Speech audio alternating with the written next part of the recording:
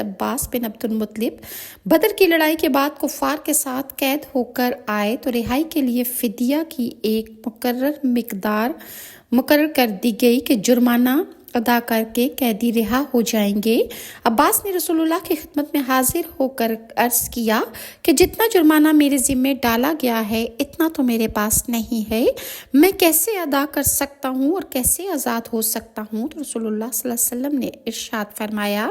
عباس وہ مال کیا ہوا جو تم نے ام الافضل یعنی اپنی ماں کے پاس زمین میں دبا کے رکھا ہے، اور تم بدر میں جاتے ہوئے اپنی ماں سے یہ کہہ رہے تھے کہ اگر میں سفر میں مارا جاؤں تو یہ مال میری اولاد کو ملے گا۔ حضرت عباس نے حضور صلی اللہ علیہ وسلم کی جب یہ بات سنی تو وہ حیرت زدہ رہ گئے،